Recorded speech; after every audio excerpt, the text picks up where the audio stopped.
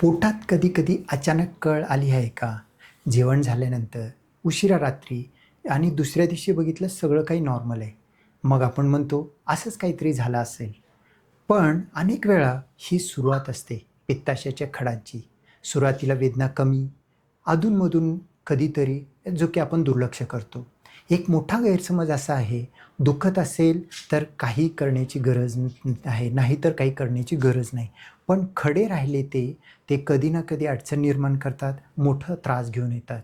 अचानक सूज येऊ शकतो, ताप, उलट्या, कधी पोटात गंभीर संसर्ग होऊ शकतो. मग एक सर्जरी लागू शकतं. माझा एक डॉक्टर म्हणून सल्ला आहे, वारंवार वेदना, जेवणानंतर त्रास, ताप, उलटी काही असं होत असेल, थांबू नका. वेळीच तपासणी करा.